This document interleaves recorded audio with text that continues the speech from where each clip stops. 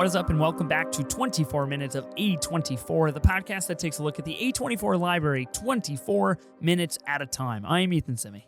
And I'm Ben Lawhorn. This week on the pod, we are hitting the stage to play the part that we were born for as we talk about A Different Man. After undergoing facial reconstructive surgery, Edward becomes fixated on an actor in a stage production based on his former life. This is A24's newest nationwide release. Just went nationwide on October 4th. So not too long ago. It went limited on September 20th. So I had a couple of weeks there in New York and LA, classic A24 style. And finally, us heathens in non-New York and LA can see this movie. Finally. So we're talking about this movie. I'm very, very excited. A Different Man stars Sebastian Stan, Renate Rensby, Adam Pearson. It runs an hour and 52 minutes long and is directed and written by Aaron Schimberg.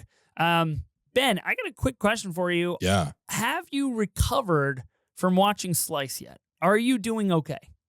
Oh, I've been trying to Men in Black myself and just make myself forget it as best as possible. Yeah, man, it has not been long enough that we've been far enough away from that movie. I'm happy to report that I think we're bouncing back with this one. Yeah, so we're recording on a Thursday night. This episode will drop tomorrow morning, essentially, when we're recording. Today we posted our graphic for Slice with our rankings and our ratings. And when I posted that, I got a little PTSD. Honestly, I was like, "Whoa, that was not a good movie." So yeah, I feel good that my opinion hasn't changed. I stick to that. Slice, not a good movie, but a good movie is A Different Man, at least in my opinion. We'll figure out. We haven't talked about this at all. I don't even know when you went to go see this. I don't know your theatrical experience. I don't know anything about A Different Man. We've got no A24 housekeeping. We're not doing anything tonight. We're just talking about this film. Ben, give me your general thoughts on A Different Man. I am so curious because I feel like there's a part of you that might not really like this movie, and I'm worried. I'm really worried. One thing I can tell you is the person in front of me didn't like it. Because tell me more. It was actually a pretty decent viewing experience. There was only 5 of us in the theater. I had the complete row to myself, which was great. And watched the movie, the credits start to roll, and this woman stands up in front of me, turns around, puts her purse on, and looks at me and says, "Well, that was stupid," and walks out. What the fuck? Are you fucking kidding me? Yeah. I was like, oh, okay. I feel like maybe we saw different movies or something. I don't know. Stupid? Yeah. Shocking. The credits barely started rolling. It literally said written and directed by, and she shot up and lights weren't even on yet. She's like, I'm getting the fuck out of here. I'm done. So happy to report, though, I didn't have the same experience as her. I really enjoyed this movie. Yes. I thought it was funny. I thought Sebastian Stan was great.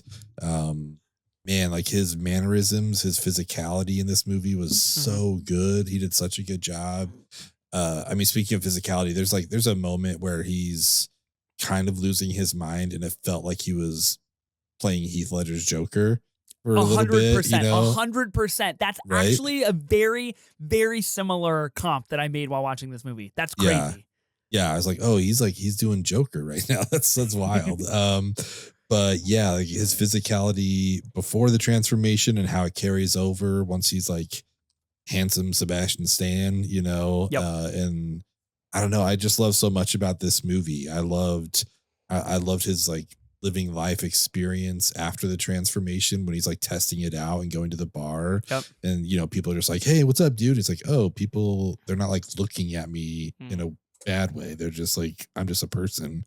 So I thought that was great, but I also thought the prosthetics were really good for him, beforehand. I thought it looked really good, but he was great. Renee, she was also fantastic in this. And man, what a treasure Adam Pearson is. He kind of just steals we the don't show. get him till halfway through the movie, but once he's there, he is in command of this whole thing. Yep. In the best way possible. So everyone here I feel is batting 1,000. They're all doing a wonderful job. I love the black comedy aspect of it. I loved I read this was not my idea here. I saw someone say that some of the camera work reminded them of like The Curse, and I kind of see that where we got like longer Oh, takes and like yeah. weird pushes in, to the character. Like there wasn't a ton of the editing was really well done and it was used purposefully, Mhm. as was the camera work. So I thought that was a really good observation that I totally agree with. I love the score, throughout the whole thing. I Yeah. thought the script, the dialogue was tight. It seemed very realistic, especially for a movie that like at certain points is like body horror, body Yep. gore, Yep. but Yep. then it's just like it's also just kind of funny, as well. So I don't know. I had a really good time with this movie. I'm so glad I saw it. Unfortunately, in Utah, it is already down to two show times during the day because I saw it today. Same in And it Portland. Same in really, Portland. Yeah, it's yeah, brutal out here. I took the second half of the day off of work because it was either 10:30 Wow. in the morning or 2:30. Those were my two options today. So it's like, all right, well, I'm going to the 2:30. But yeah, unfortunately it's already down, which is just like somewhat to be expected, but it's a bummer because I do wish more people would see this. Yeah, I think there's a lot to unpack there, and I'll start with that. I'll start with the release because something that we talk about a lot. And I will just note we'll talk for probably 10 or 15 more minutes non spoilers. So if you Mhm. haven't seen A Different Man yet, we will not spoil it. I feel like the movie goes in a direction that I wasn't prepared for. I don't know if it was just like my lack of seeing trailers or like my intention to try to go in as blind as possible. But I was glad that I didn't know where this was going. So Yeah. I want to contribute the same for anybody that hasn't seen the film. We'll put a big spoiler warning out. Yeah, I find it strange. Obviously, the limited release is nothing new to A24. It's kind of what we've come to expect. Mhm. But a movie like this that has been, I feel like it's gained so much traction, like in the common culture, at least within like the film culture of like Letterboxd is doing, top fours with Sebastian Stan and Adam Pearson, and we're getting interviews left and right. Like we're getting lots of A24 content. We're getting a podcast. We're getting all sorts of stuff. Mhm. And then it goes wide like 2 weeks later, and then it lasts for literally 1 week. I Yeah. find it so strange that I was going to go see it on a weekend, and there were like 4 showtimes. But the caveat was it was only showing in 2 Regal theaters within the Portland metro area. And one of those theaters is like 30 minutes outside of town. So I had to go to the downtown theater, which I just like don't go to ever because it generally is just like not one of the better theaters. And so I went there. They had like a 12:30, 3:30, 6:30, and a 9:30. And I was like, okay, cool. 4 showings. I've got my pick. I ended up not going on the weekend, but I ended up going on a Monday night. And even by Monday night, they were down to a 3:30 and an 8:30 showing. Oh That was it. wow. That was it. And so like they have ran that for a week.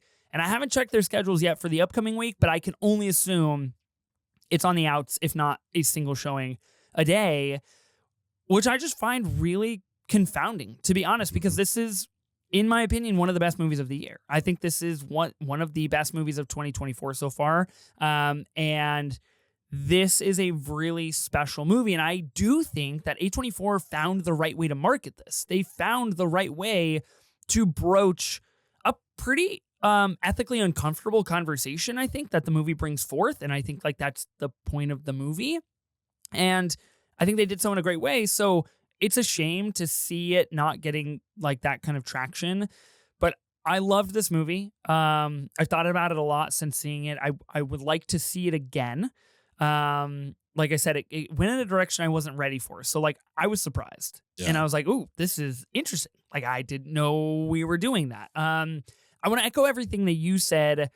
Sebastian Stan is remarkably tortured in this movie. And there's Mhm. something that he can convey through his body language while wearing the prosthetics and the mask.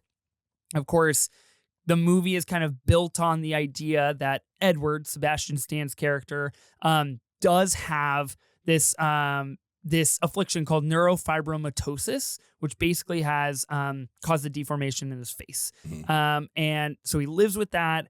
Sebastian Stan is under all of this makeup.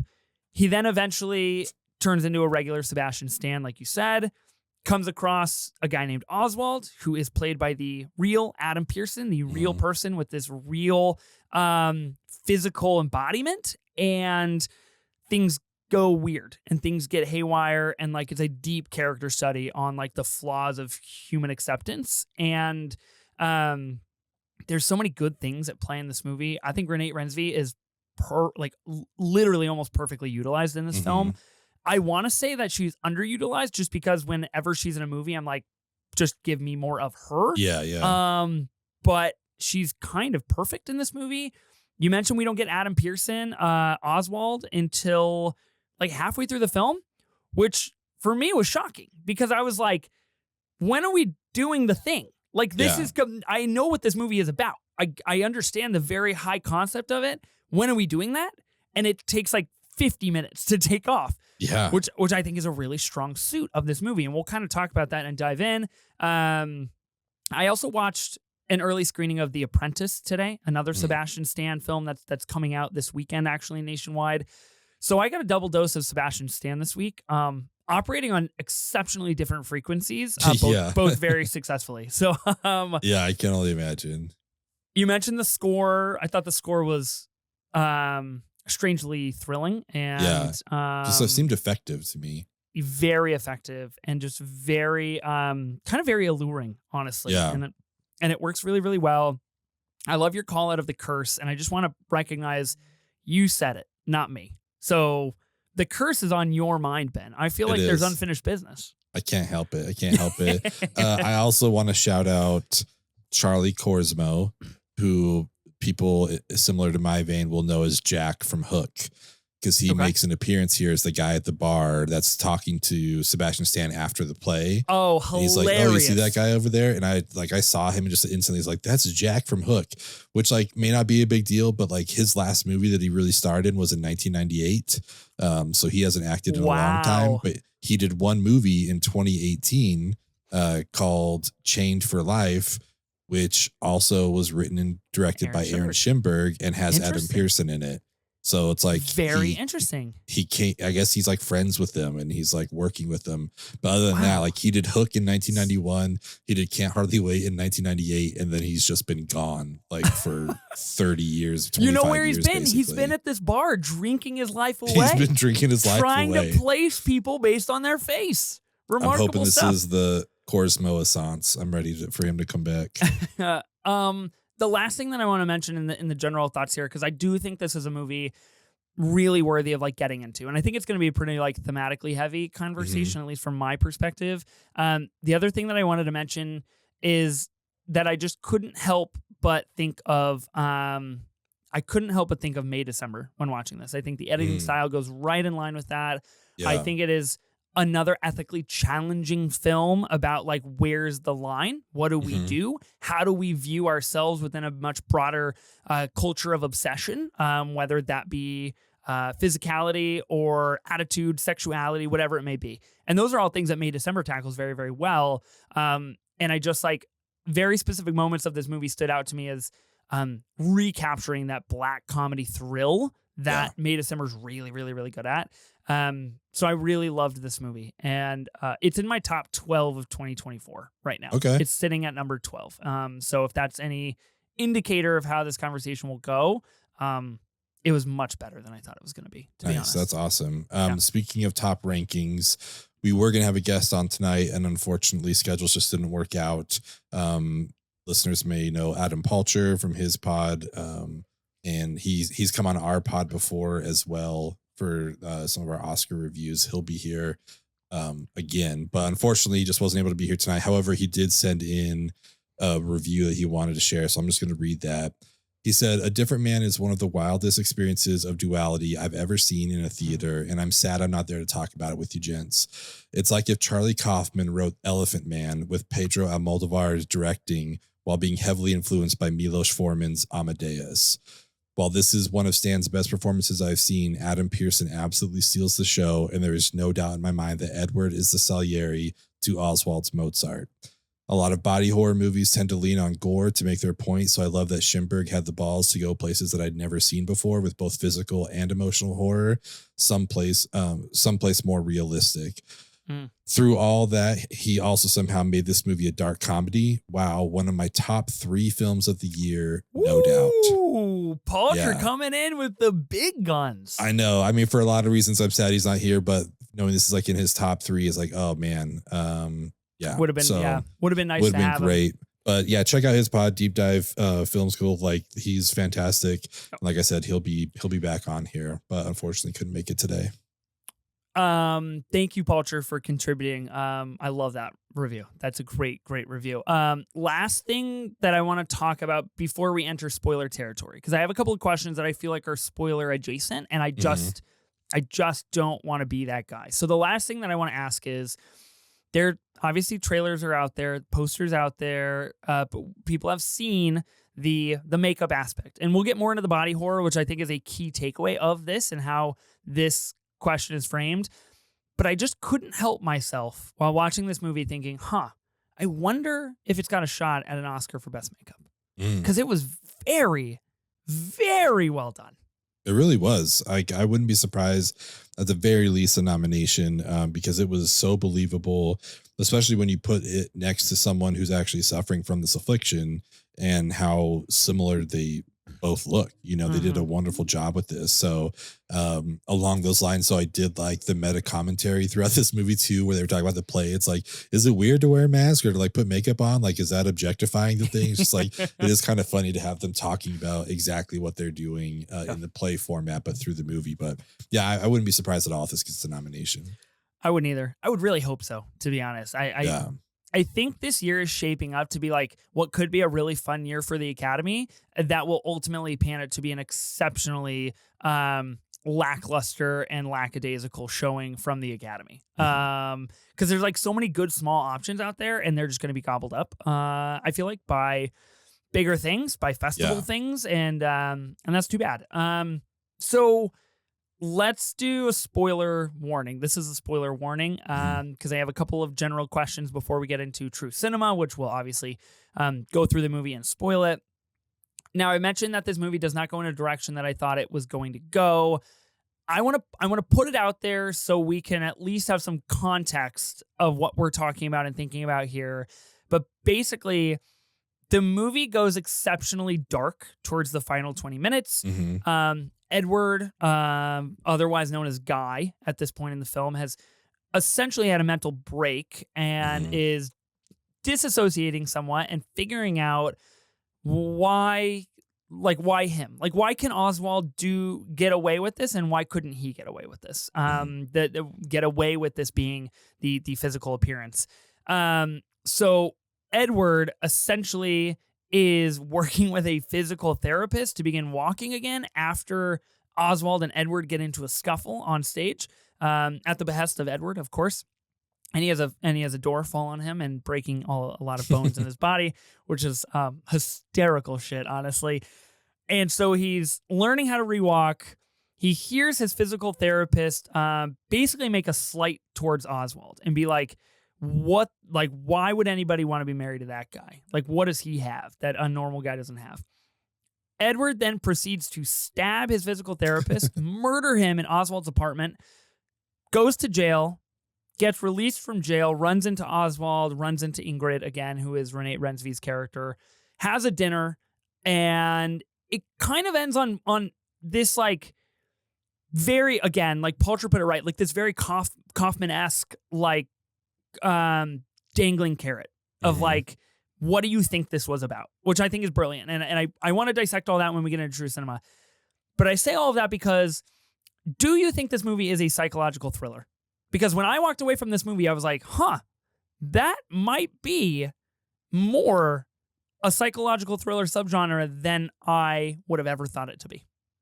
Yeah, I think there are definitely elements of it. I think my main takeaway was black comedy. But you mentioned Edward being tortured, and but he's doing it to himself, like he's torturing himself.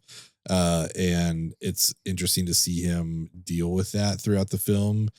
It mainly comes after, the facial reconstruction. But yeah, I could see it being a psychological thriller as well, but he's doing it all to himself for sure. And I think that's why it's actually a much more powerful psychological thriller because like it Mhm. is all internal. And Yeah. there's something that Sebastian Stan is able to do in this movie. I don't know if anybody else could really do it. I think he's the perfect person to be in this role.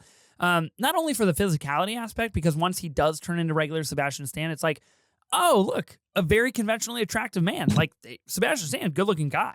Mhm. So it covers that umbrella, but it also covers this umbrella of like this guy that you can see beneath the skin is just kind of boiling with detest and disgust and Yeah. resentment for the world, for the people around him. Like he communicates something through his eyes and his eyebrows, and it's pretty impressive. I just read this, so I wanted to put this out there. Filmed in 22 days during the COVID-19 pandemic and lockdown. Oh, wow. Had Interesting. no clue. I guess you could kind of see, right? I mean, it is a New York movie, but it primarily Mhm. takes place in Edward's apartment in an off-Broadway soundstage. Yeah. Um, and those are like the big ones. Yeah. They So I think that's utilize the interesting. space really well. Yeah, it's like we get 2 apartments and an off-Broadway stage. That's essentially our sets. Yep. So yeah, they did a great job. It didn't feel small at all, even though we only have like a limited amount of sets. I didn't feel that way to No. me at all. I didn't feel confined or anything like that. Like it all made sense. And I think it works much to the addition of the film to even portray that sense of a little bit of claustrophobia of like, Mhm. wow, we spent a lot of time in this apartment. I'm getting a little like I feel like it's caving in. That's Mhm. exactly what Edward ends up going through. Like his world falls on him quite literally. So Yeah. there's a lot of things to break down. Do you have any more general thoughts before we go through the true cinema of this movie? Just again, shout out Charlie Corsmo. I'm glad you're back. I'm sure he said he would say glad to be I hope back. he's listening. Yeah. Yeah, come on the pod. Honestly, talk about For your real. experience on A Different Man. We'd love to hear about it. Yeah. Okay, let's do true cinema. So we'll kick this off. I'm trying to remember this movie the best that I can. You saw it more recently, so you might have some additional kind of nuanced context to give to this list here. I mentioned the movie kicks off with Edward having this neurofibromatosis, basically a deformity of his face.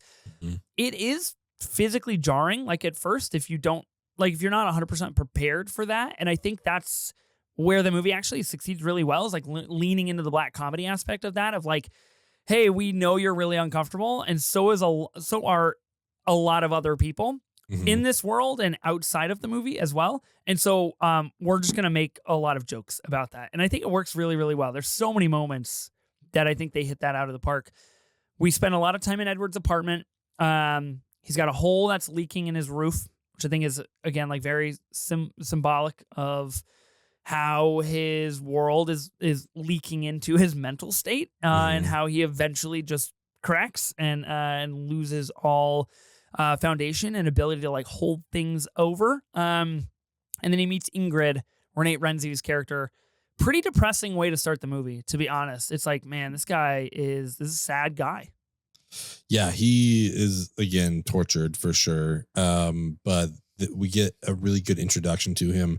I really appreciated like the subway stuff, where we got his POV of everyone kind of like looking at him That was cool, and yeah. what that's like for him, probably on a daily basis of people just like gawking essentially, and seeing how he deals with that.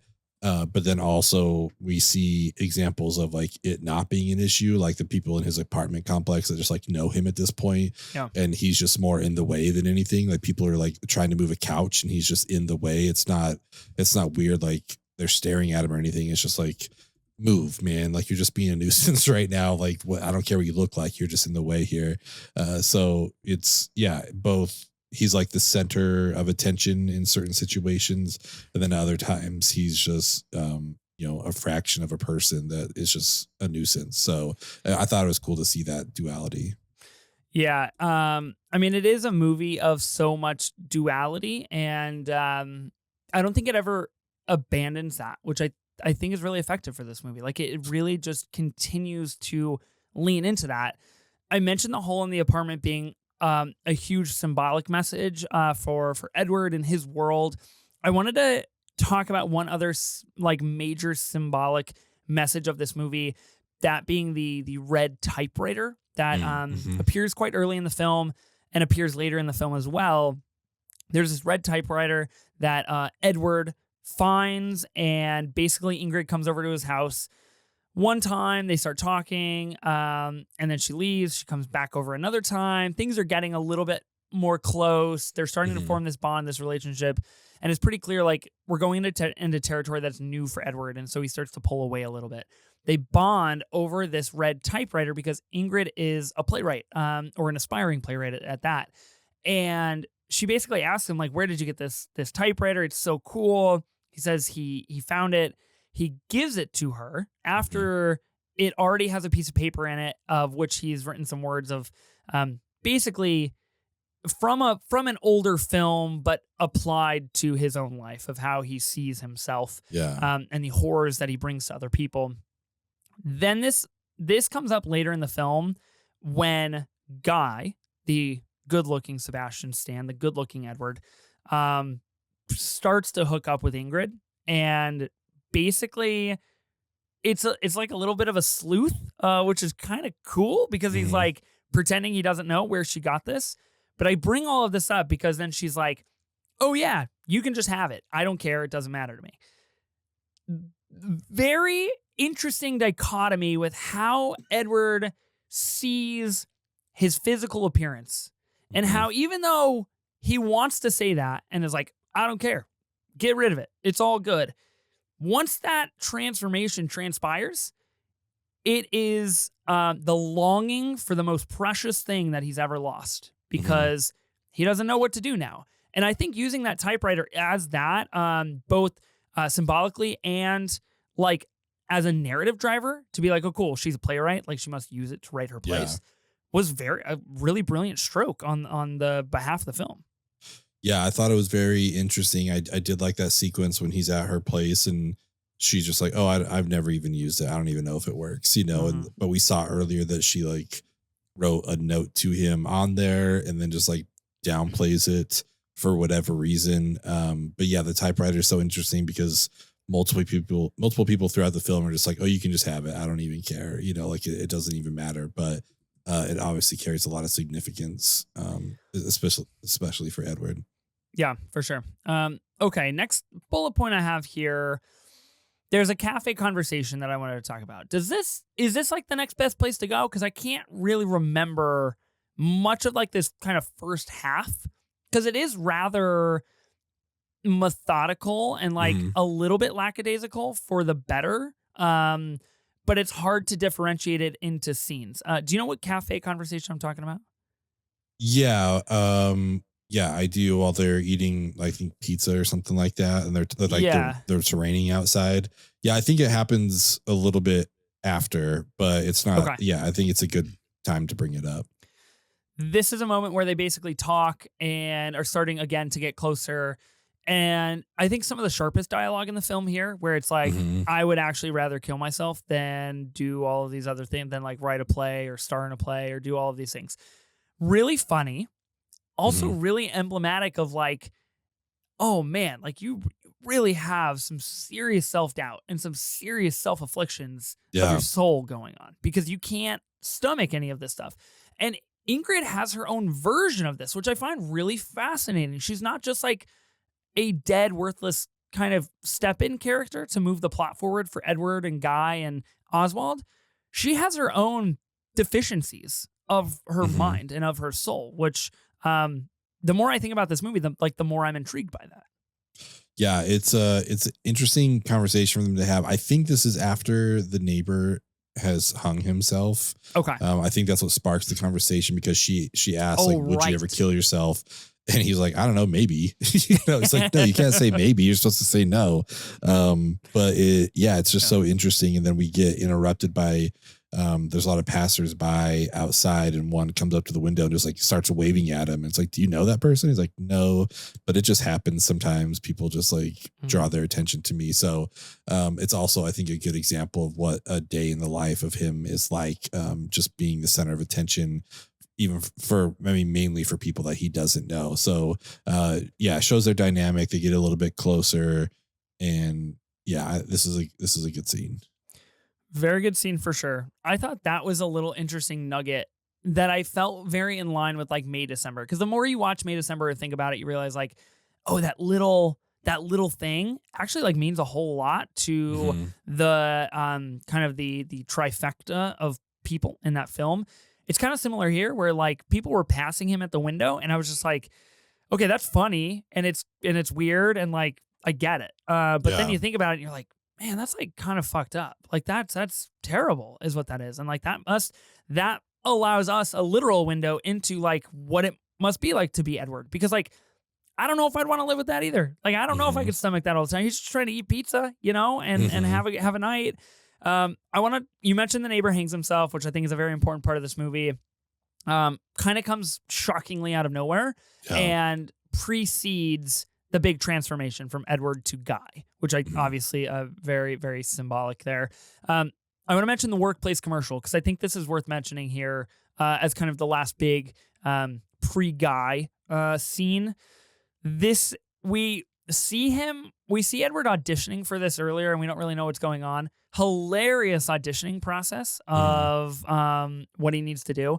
And then when you realize what it's for, it's so dark and Yeah. so twisted and so fucking funny that it's so in line with the curse and it's so in line with me. Like it's so uncomfortable in the best ways.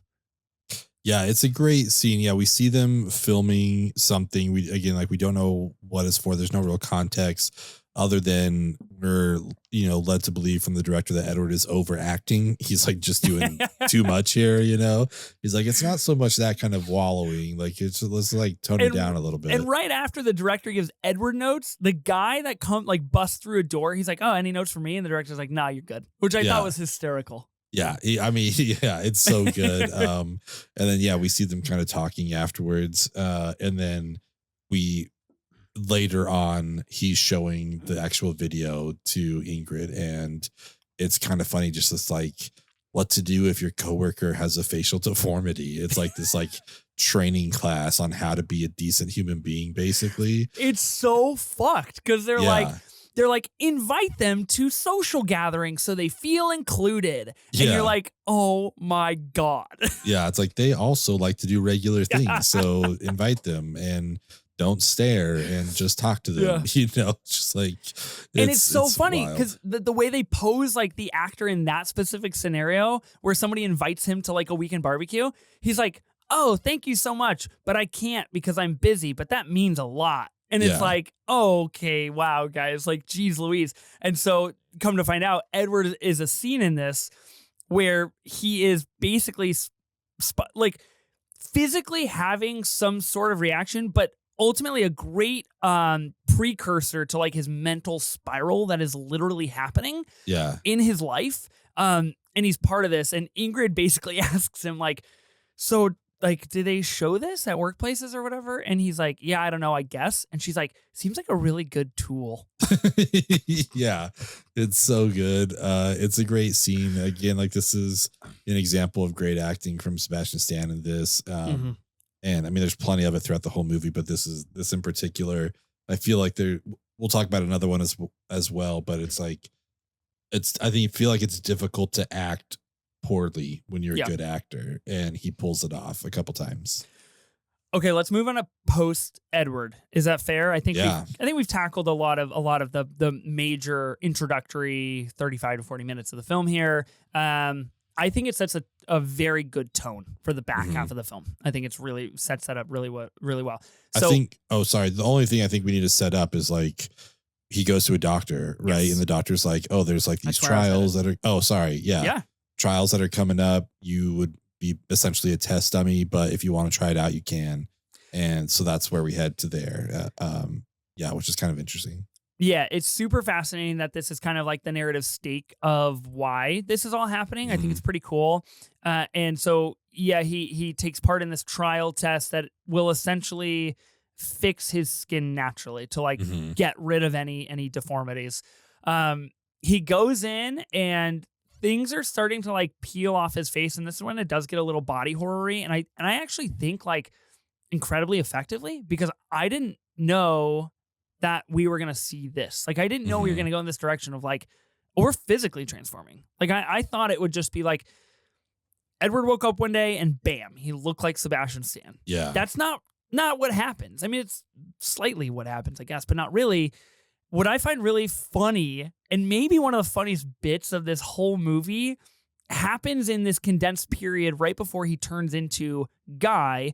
He's going to the doctor, and the doctors are so fascinated, and they're like, hey, you got to take 10 pictures a day because it seems like your skin is healing really rapidly, et cetera, et cetera.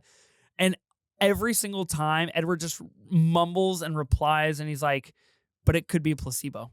But it could not be happening. Yeah. It could be fake. Yeah. Which is so funny. And again, like it just, I know like this isn't the mission of the movie, but it draws me back to this place of like, is this happening? Did this transpire the way that we're being told it transpired? You know, because like there's so many references to like things not being the way you think they are. Mm. And I think that's a nice little wrinkle to this movie that I think is definitely reaching, but it's fun for me. Yeah, I mean, I think to me, the whole placebo control group thing is just him not expecting anything would go his way. And so he's just anticipating that that's like what's going to happen here. But yeah, I mean, it is kind of interesting, like just to think about this whole process and how realistic it is, you know? Edward pulls off his face. Yeah. What did you think when you saw this scene?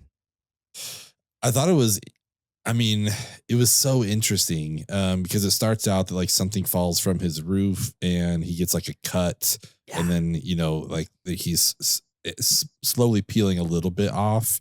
And that's when he goes to the doctors and they're just like, oh man, this is crazy. Like you got to take pictures of this like 10 times a day because we need to know what's going on. And then like, yeah, we cut to him. I think he's just like crying on his couch or something or on his bed. So fucking sad. That scene, I was like on the brink of tears. I was like, man, my guy, this is bad. It was so bad. And then, yeah, with through the tears and stuff like that, he just starts to like literally peel his face away. And you can kind of see the Sebastian Stan beneath it as he's pulling it off. And it's just like, man, it wasn't like over the top gruesome or anything like that, but it was intense to say the least. Like it was just like, oh, this is crazy. And they had done such a good job of this makeup that like you can objectively stand back and be like, oh, he's just tearing off the actual mask they put on him.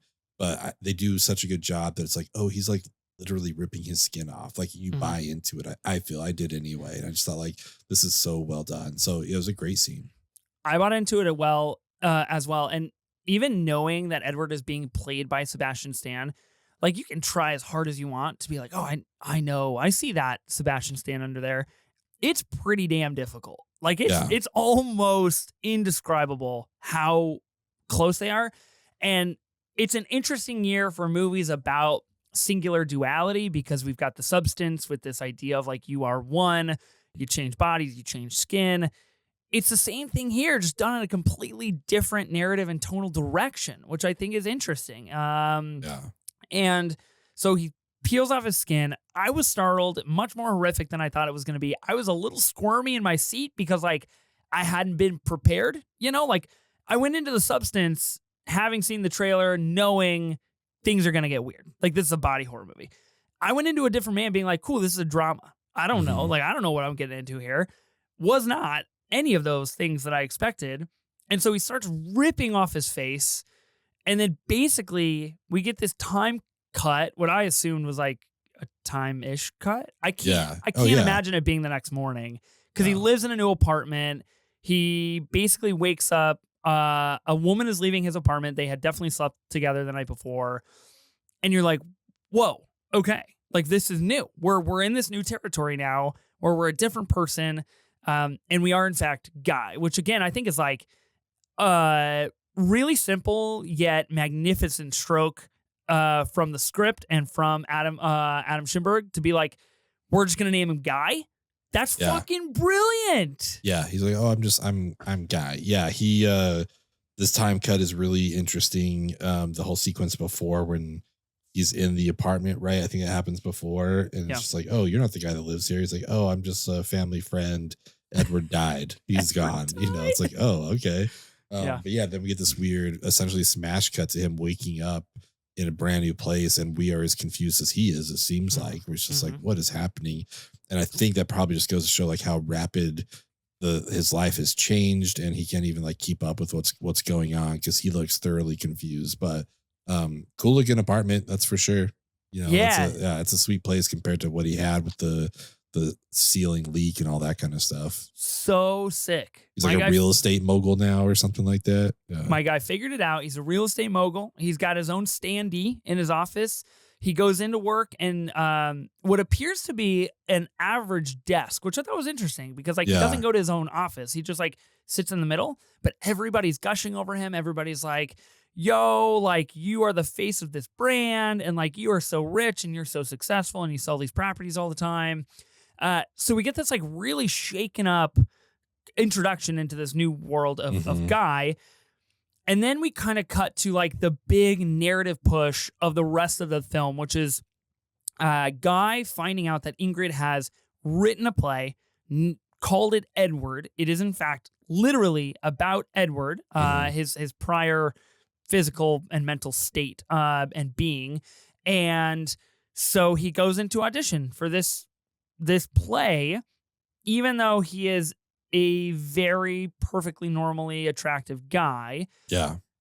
And I think this is a really fascinating spot for the movie to like be really ethically challenging because it's like, is that, can he do that? Like, is that fair? You know, because like he's going up against the same guy that we see from the commercial that he makes. Mhm. And they both go out for a smoke break after Guy has auditioned.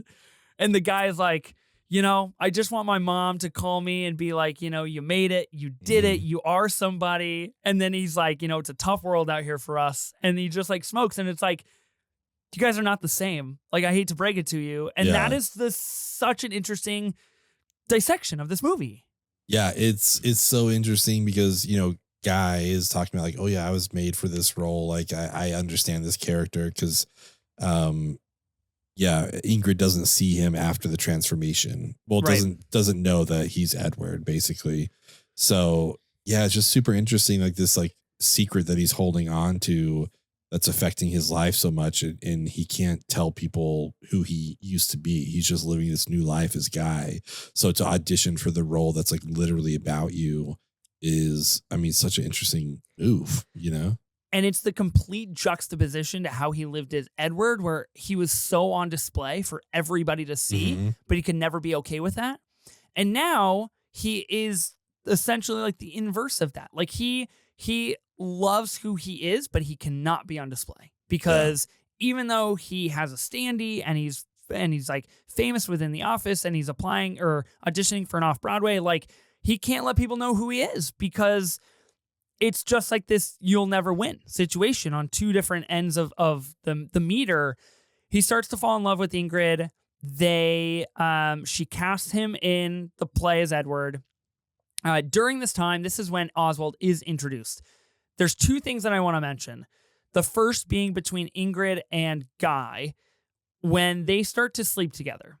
Um, it is amazing what having two really hot actors having sex on screen will do to a movie. It's just fantastic. I just want to put that out there. Shout out to Aaron Schimberg. You know what you're doing. Yeah, not a bad move ever. Not a bad move, ever. It is also, again, where it crosses this really interesting ethical boundary because Oswald comes in, he butts in, he gives like a monologue-ish about like, hey, I just saw that you were auditioning and doing all this stuff, but so sorry to interrupt. Okay, see you later. And at first I was like, is he gone? Like, what Yeah. what are we doing? Like, what do you mean? What do you mean he's leaving? And when when Guy and Ingrid start to sleep together, this is when Ingrid asks him to wear his mask as well. And so Mhm. I kind of wanted to go towards this conversation of that in particular, because now we know someone in the real life is this physically, literally, Yeah. but Guy is still wearing the mask, not only for him, but like for his lover of the Mhm. night of the production. I don't know. It's weird. It is. It's really weird. It's an interesting thing that she asked him to put it on I think because it's like, oh, like was she attracted to Edward and that's why she wants him to have it on, Yeah. or is she just like, this is a risk-free way of hooking up with someone that looks like this without committing to the actual thing, like let's do that. And then it lasts for three strokes or so, and then she just starts laughing. She's like, I can't do this. Like, this is too ridiculous. You look ridiculous. Crazy. Yeah, which is just kind of a wild thing to have happen. So, yeah, I don't know. And we get some full frontal. So, that's great. We do. Yeah. Yeah. Good job, Sebastian Stan. I was happy. I was happy Yeah. for Sebastian. I was happy for myself. I was just happy for everybody. Yeah. Little And equality out there. good. We need more full frontals in Yeah. movies. Shout out A24 for finding this and making it Doing happen. it. Yeah, it's definitely a scene that like it transpires and you're like, ooh, that feels kind of icky. I don't Mhm. know. I don't know how I feel about that. And this is like kind of what I was hearkening to earlier about how Ingrid actually has her own really large moral gray area. Mhm. Because she's like, that's pretty fucked up. That's like exceptionally dehumanizing. Mhm. To not only Guy, but to Oswald, because like this person is Yeah. real. And you like from Ingrid's point of view, she knew Edward. So like she has some weird connection, Mhm. fantasy, aversion to that physical appearance. And that is so interesting to me. Okay, things change. Oswald gets the lead part over Guy in the play. Guy can't remember his lines. He starts to have a mental break. Yeah. Things only get crazier from here. Can I ask you, because I need help remembering, when does Oswald do karaoke? Because I feel like we need to talk about that. I think this is like kind of the right time to bring Okay. it up. I do believe Oswald either has gotten the part or is about to get the part. Because they're hanging out in terms of Oswald wants to move to New York, and so he's like, talking to his real estate buddy about trying to find a place, basically, and then it becomes karaoke. So I don't know if he has the part yet or not, but it's very close. It's hysterical. This scene Yeah. is remarkable. It's so good. It's so good. And like it's alluded to earlier how talented Oswald is. He's like, Mm. I can do this and I can sing and I can play the saxophone and I can do I can all of these weave. things. Yeah. And it's so funny and it's also so damning of who Edward was, because like he could have Mhm. he could have learned to weave. He could have learned to play saxophone. Like he could have done all of these things and gone in that direction. And I think that's so interesting. He gets up and he sings. The crowd is singing with him. People are vibing. And Guy is just like, what the fuck is happening right now in Yeah. my life? It's dynamite filmmaking all the way around. He's floored. It's like the best example throughout this movie of Guy realizing that he could have done this as well. I think, it's just like, oh, look at him, look at Oswald up there just living in his truth, in his skin, just being who he is, not afraid.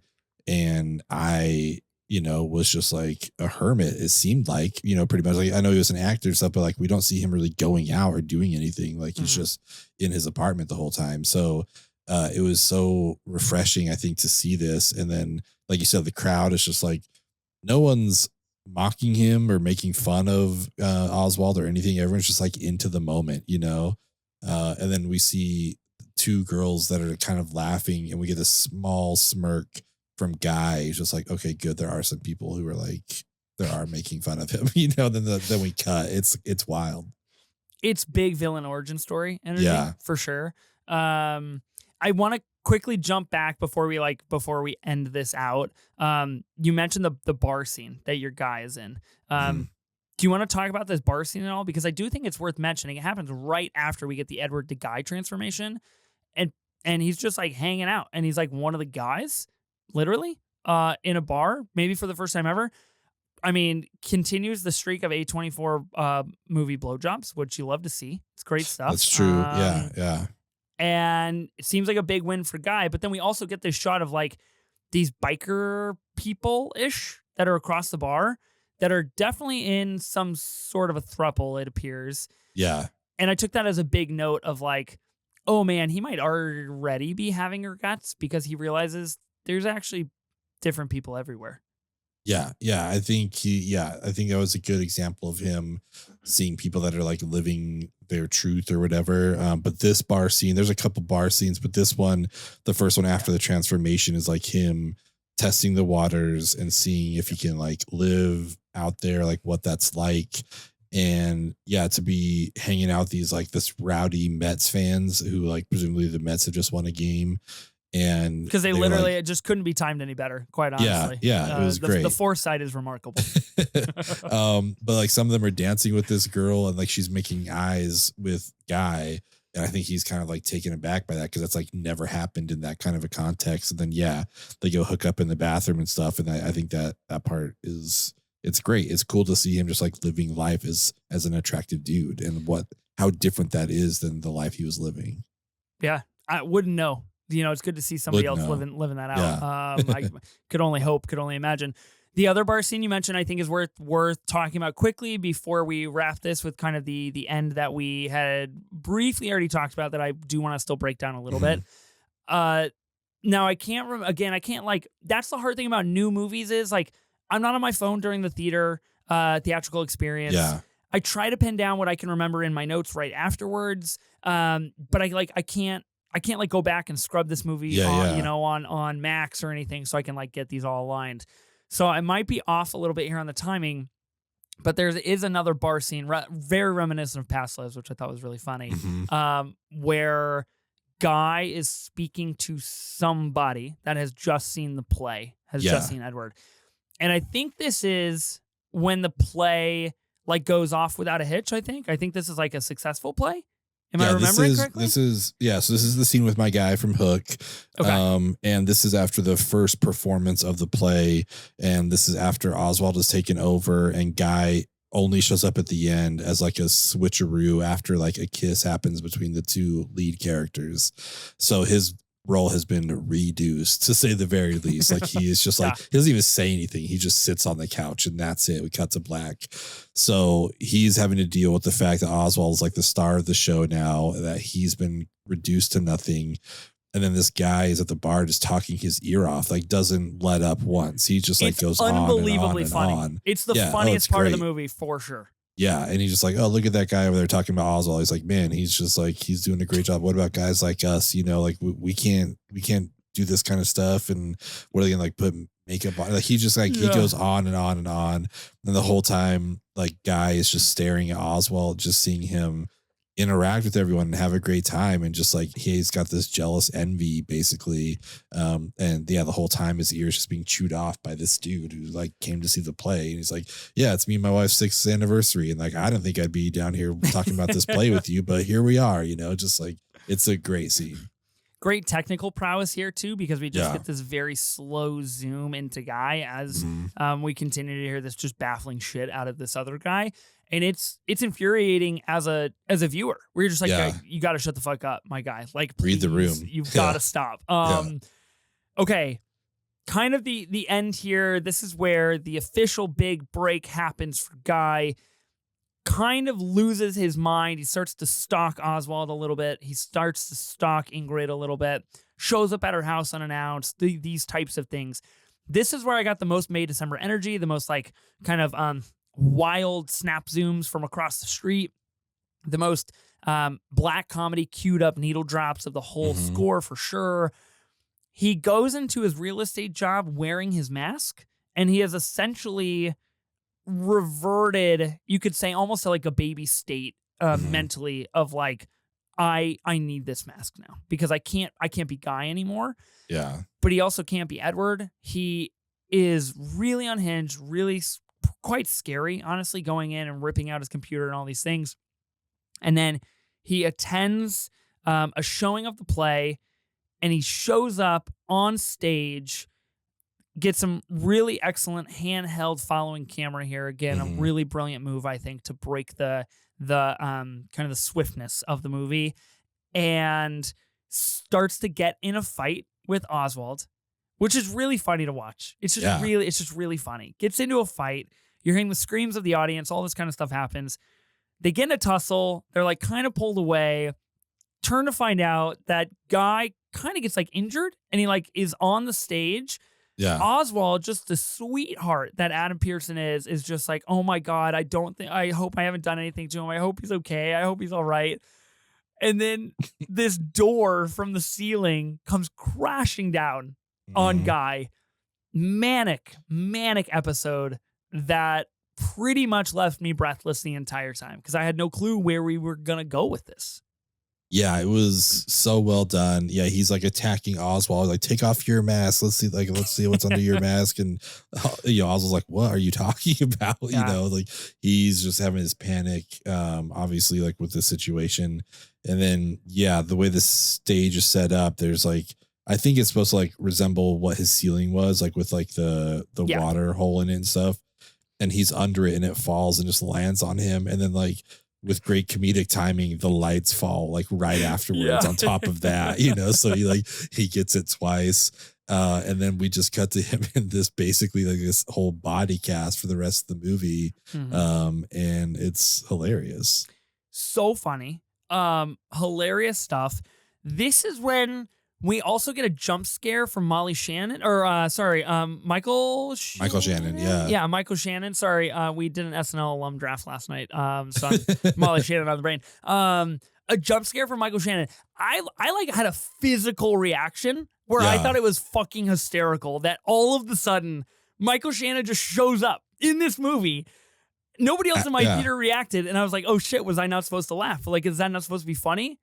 Hilarious content, It was in so my good. opinion. Yeah, he's like presumably himself because he's going to be. I guess this play is now going to Broadway, and he's going to be taking over the role.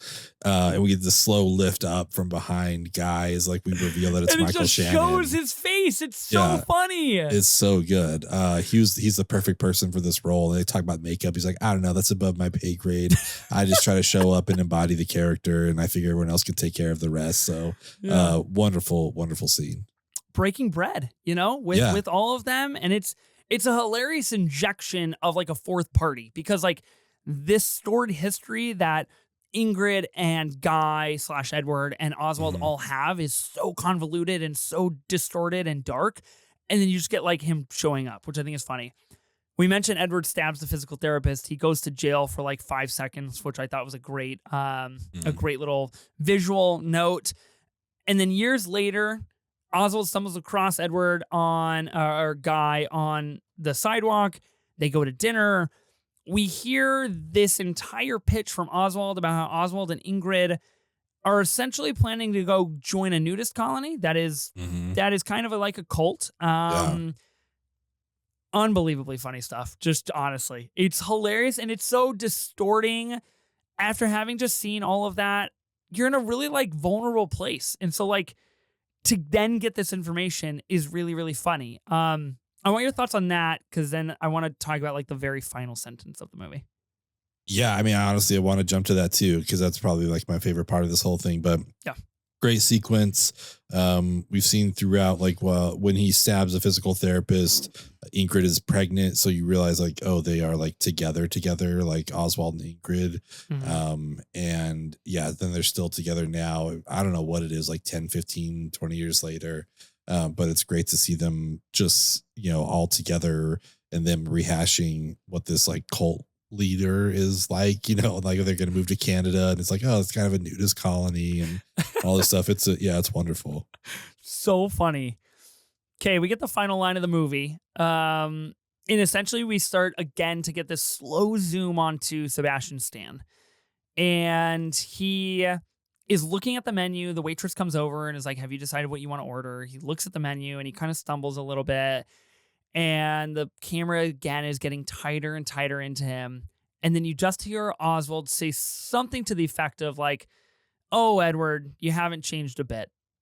And then that's kind of it. What? Like, I have questions and I have thoughts, and I think it's really, really brilliant. Yeah, I thought it was a perfect ending because he starts laughing. They both start laughing. Obviously in the context of like, you have no idea how much I've changed, kind of thing. It's the perfect ending, the perfect line. to end with, like, "Oh, my dear friend, you haven't changed one bit, have you?" And it's just like it's kind of a hilarious sequence there. But I loved the ending. I thought it was great, and that's why it was so jarring for me when that woman stood up in front of me. He's like, "Well, that was stupid." I was like, "Oh, okay, maybe I saw the wrong movie because like I thought this was really good." So I don't know. It's a wonderful ending. Does that not like that just infuriates me because I've had situations like that before where I go see a movie go see a movie. It doesn't even have to be like super good, but it's Mhm. just like a pretty good movie. And someone will be like, wow, that was bad. That was dumb. I didn't like that, whatever. And then my brain is like, okay, cool. So like you're gonna go grab a beer with a friend tomorrow and you're gonna be like, I saw this really shitty movie. Don't go see it. That Yeah. person is then impacted. You have two people. And then it's just gonna spread like wildfire where all these people are just gonna be like, oh, I heard it wasn't a very good movie. When in fact, especially this film, A Different Man, is a very good film. Mhm. That's crazy. That woman is insane. Get Yeah. her on the pod. I want to know. I want to interview her. I want to. If you're listening and you were there, if you're at the Cinemark in Salt Lake, let me know. Come on the show. I think this movie's very, very good. And I feel like I could discuss it for like another hour, to be honest, which I feel like is a good sign. Yeah. Pretty thematically lofty and heavy film that captures a lot. What's your true cinema for the movie? I mean, I really do think it was that final scene, like that Yep. really hit me. It was really effective, just like what one little line of dialogue. And we don't cut to Oswald, like we stay on Guy the whole Yep. time. Like we said, the tight shot, and it's just like it's shot perfectly. I think it's the perfect line. I love how this movie wrapped up. Yeah, it's hard not to pick that, honestly. But I'm gonna go with a scene that we didn't really talk about. There are so many scenes that I want to choose, but there's this brief moment where essentially a guy has learned, or there's like rumblings that he'll be demoted, essentially, and Oswald is going to be taking Mm-hmm. over his position in the play.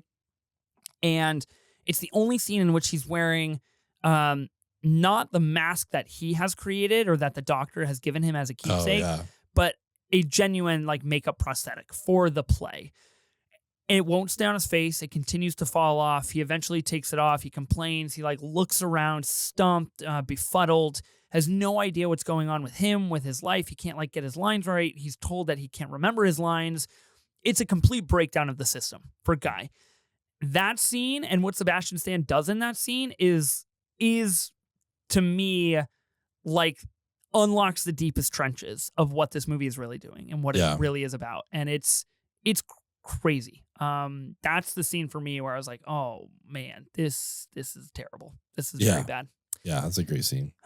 Okay, let's do A1 act for movies where the character wears a mask. I thought this was interesting. I like it. Of course, A Different Man. Guy wears a mask, you know. Okay, here we go. We've got A Different Man. It's on the list. Vanilla Sky. Any of the Scream films. We've got Ghostface, of course. Iron Man. I guess anything really that Iron Man is in. I've got a Yeah. couple characters that I'm just gonna roll through here. You know, pick any of their filmography if you'd Okay. like. Batman, Darth Vader, Michael Myers. Okay, some big masked characters in film. Mhm. The Mask of Zorro. It's got mask in the title. Very important. Eyes Wide Shut. The Orphanage. Watchmen. V for Vendetta. Phantom of the Opera. Mad Max Fury Road. When he's the blood bag. He's got Yeah. the mask. The Dark Knight, of course, is a Batman film. Texas Chainsaw Massacre. Donnie Darko. A Clockwork Orange. The Elephant Man. Oni Baba. And Silence of the Lambs. That would be the short list here for movies where a character wears a mask. More than I had anticipated, to be honest. Yeah, it's a good amount for sure. I'm gonna go with the most probably not intentionally bro answer, but bro answer of the Dark Knight. Um, the opening sequence with all those Yeah. clown masks is perfect. You also have the mask of the Joker. You know, even when he takes the mask off, like he's still got the face paint on, so we don't really get to see who he is. And my favorite mask of the whole movie is Bruce Wayne. You know, he really is Batman, and Bruce Wayne is his alter ego. So when he's throwing that mask on and pretending to be that guy, like it's a movie of masks for sure. So I think that's what I'm gonna pick. You said the Batman, right? Did I get that right? Oh, so close. I said the good movie, The Dark Knight. So Yeah, close. so Almost close. had it. I really wanted to go with Vanilla Sky because a lot of this movie does remind me of Vanilla Sky. I think I'm gonna go with Eyes Wide Shut. Nice. That mask is not only iconic and plays a large role in that film, of course, being left on the pillow at the end of the movie, but like what it represents for Tom Cruise in so many facets of that film is really interesting to me, and it's a pretty cool mask that he just gets at a Halloween shop. You know, shout out year-round Halloween shops. We need you. You're Spirit important. Halloween. I love it. Yeah, gotta have them. Okay, A24 ranking for A Different Man. I know what I'm gonna give it, and I feel good about it. But do you know what you're gonna give it? Yeah, I think I do. I think I'm just going to go with a straight up A24. Okay. Classic A24. Surprisingly enough, that's also what I'm going with, an A24. Nice. Look at us. Look at us. Who would have thought? I really do think this is a very good A24 movie. I have it in like my top 20. So like Okay. of my list on Letterboxd, which I have like over 100. So I feel like that's a range. Like I said, I want to see this movie again because I do want to revisit it. I think there's a lot to unpack still, and I think it'll play better on a rewatch. Yeah. But I do fall in line with Pulcher, who said, it's one of the best movies of the year. His top 3, which is really Crazy. impressive. Yeah, I love it. Pretty cool stuff. Okay. Next week on the pod, A Ghost Story. We're back to spooky season, Ben. Yes, we are. I'm excited to watch this. I've never seen this. Have you seen it? Never seen it. Nope. I've been holding off. I've been waiting. I believe it's playing in IMAX soon-ish, or has played soon. I don't know. Quite possible. Part of like the IMAX kind of reissue thing from A24. Yeah. We are planning to have a guest, which is really exciting. We haven't had a guest on this pod in a while, I feel like. So that'll be nice, and hopefully that pans out. It's been a minute, but yeah, I'm excited to finally see this movie. It's definitely been on the watch list for a while, so this is gonna be good. Yeah. Who is in this movie? Do you know who's in this movie? Is it? No, I'm gonna sound dumb if I guess, but I feel like it's Casey Affleck. I was gonna say Casey Affleck. I feel that bodes well if we're both guessing. You know another movie Casey Affleck was in? The Town. Yeah. Was he in The Town? I don't know if he was. Well, he's in. I believe he is. He's imperative to this little movie called Oppenheimer. Kind of revolves around him, quite honestly. Casey Affleck, Rooney Mara. Woo! Ooh, we might have a banger on our hands. Wow. My goodness. I'm excited. I'm excited. Yeah, A Ghost Story with a guest yet to be named because I hope it happens. But yeah, we'll be there. I'm excited. I can't wait. A Ghost Story. Man, this is going to be...